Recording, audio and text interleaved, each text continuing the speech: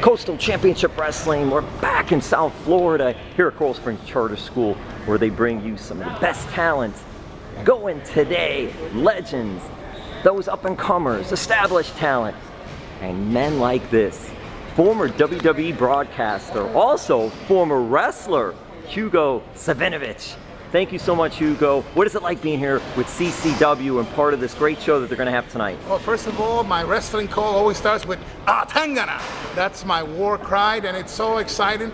Owners of Coastal Championship Wrestling have been buddies of mine, especially Pablo Marquez. All my big productions in South America, in Chile, plus Orlando.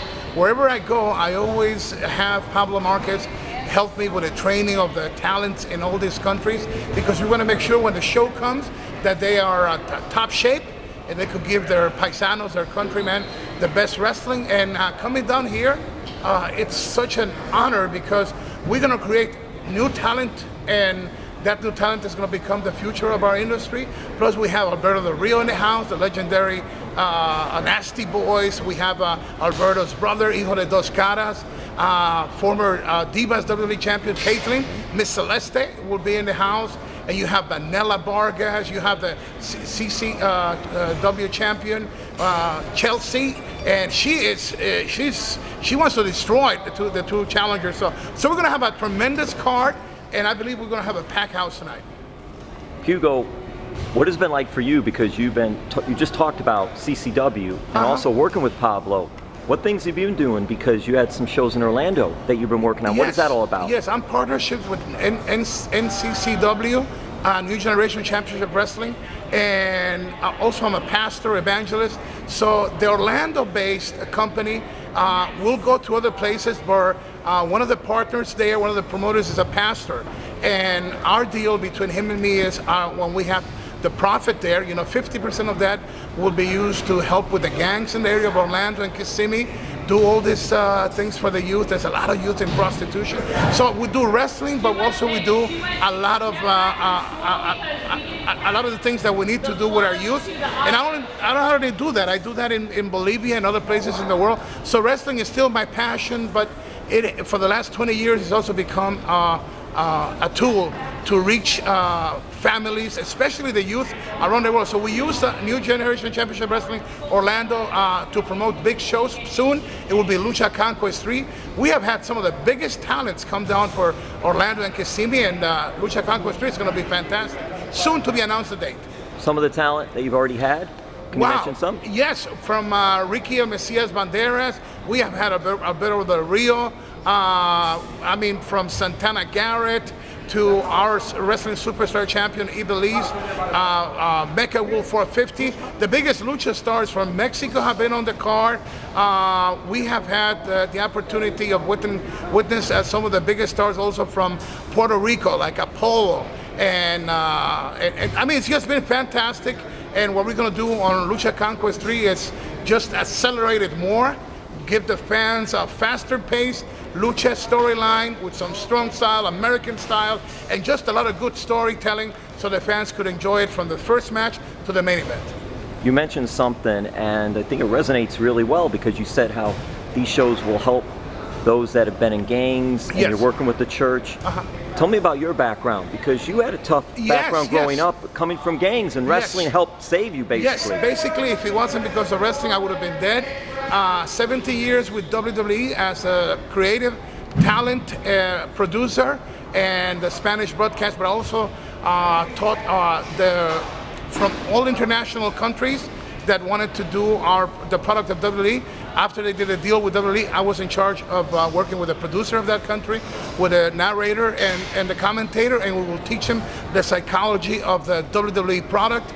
And that's what we have from Russia to China to Italy, France, and it's just one country at a time. My experience was that it was a way that I came to the Bronx. I was 10 years old from Ecuador, and the book that I'm about to launch will be soon out. First it will be in Spanish. It's called Atangana Ring de Tentaciones, which is Ring of Temptations. So after that it will be translated into English. And it just tells the story of how a kid in Ecuador, at 5 years old, saw Santo, the legend from Mexico, on TV, fell in love with wrestling, but at the same time, a 5-year-old kid also saw a big raid of narcotics, and the drug lords put the drugs through the window of my bedroom, and this little kid, myself, 5 years old, was tented right there with the money and the drugs, and that was part of the battle throughout my youth, the gangs, the crime, and wrestling. So Atangana, Ring of Temptations, narrates the story of how a young boy became a man without having the opportunity of really going to a teenager, because at 14 years old I broke into the business under a mask as the Assassin Panther, and he just narrates the story of how I conquered the Caribbean from wrestling 20 years into managing the most the biggest names in wrestling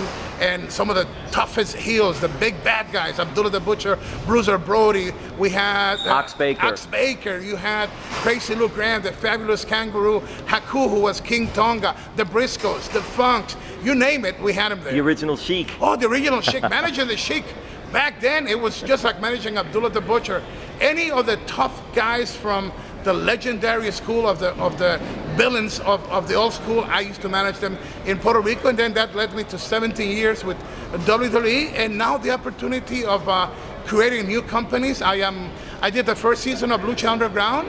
I did that in Spanish, and I'm currently doing for Space TV, which is part of Turner Broadcasting System. We're doing a weekly show that we do on Mexico, and it's seen live through Twitch when we do it in Mexico, and then it's produced and later shown in Space TV that belongs to Turner Broadcast. And right now, Argentina, Mexico, Chile, Spain, all these countries, the wrestling show is going higher and higher in views. So we have a new product besides WWE in the market.